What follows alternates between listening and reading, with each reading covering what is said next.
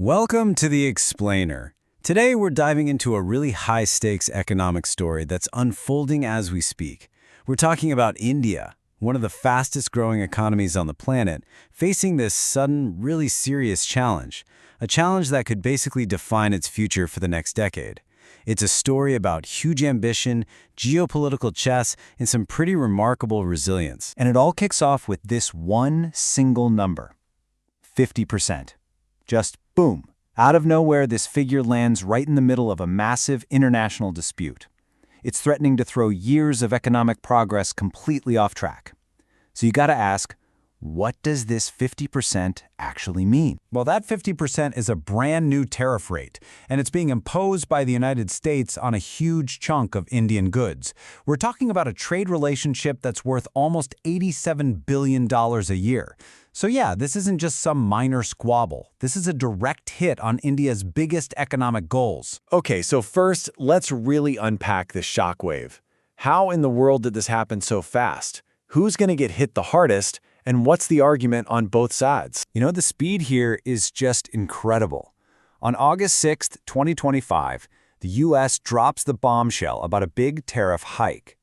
Negotiations get super tense, real fast, and the deadline is just looming.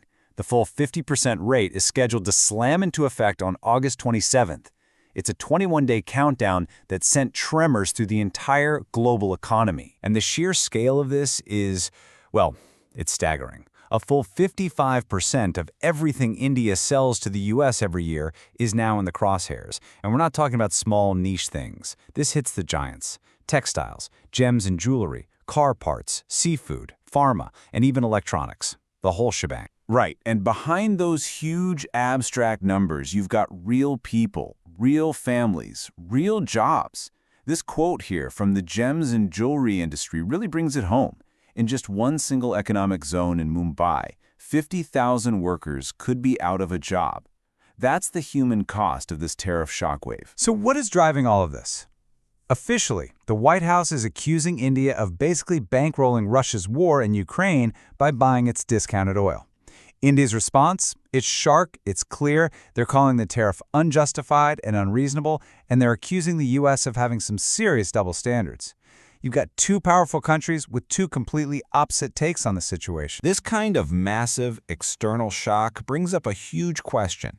Is the Indian economy, even with all its recent success, actually strong enough to take a punch like this? Let's take a look under the hood. So here's the thing. Even with this enormous tariff threat hanging over its head, the projections for India's economy are still incredibly strong. We're talking a growth rate of around 6.5%. That still puts it on track to be the fastest-growing major economy in the world. That underlying momentum, that's a key part of its defense. And it's not just wishful thinking, you know? The hard data really backs this up. The Reserve Bank of India isn't just looking at strong GDP growth. Take a look at these other numbers. Inflation, expected to drop to a really manageable 3.1%. The fiscal deficit, it's shrinking. Unemployment, it's stabilizing. I mean, these are pretty much the vital signs you'd want to see for a healthy, tough economy. And then there is this, $650 billion. That's how much India has in its foreign exchange reserves. Think of it like a gigantic national savings account or a rainy day fund.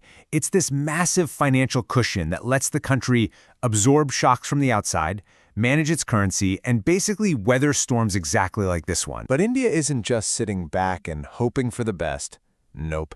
It's making some really strategic moves.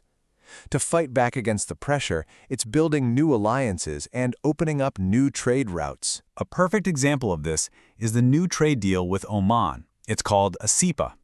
Before this deal, trade between them was about $10 billion, with tariffs in the way. After this deal, we're talking potential tariff-free access for key Indian goods. And, maybe even more important, it gives India a strategic gateway to the Gulf, a way to kind of bypass other trade headaches. And this isn't just some idea they're floating. This deal's basically done. The negotiations wrapped up on August 10th, the cabinet just needs to give it the final nod, and the official signing is expected, like, any day now. It's a really fast, decisive diplomatic counterpunch. But all of this, it brings us right back to the original problem, the the root of the conflict, India's choice to buy Russian oil. This is a very, very tricky tightrope walk, with massive economic consequences no matter which way they lean. So this is the trade-off, plain and simple. On one hand, by keeping on with buying that discounted Russian oil, India saves somewhere between $5 and $7 billion a year. That's a huge saving. But the risk? If it stops and has to buy from somewhere else, its national fuel bill could shoot up by $9 to $12 billion. There are just no easy choices here. As Nobel laureate Abhijit Banerjee points out, the whole equation has changed now. That discount on Russian oil might not be much of a discount anymore when you add in the massive new cost of these American tariffs.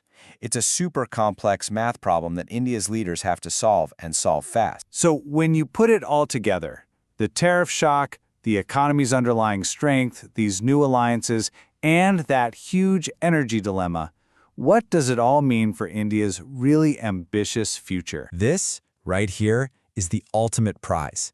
By 2030, India's goal is to become a $7.3 trillion economy.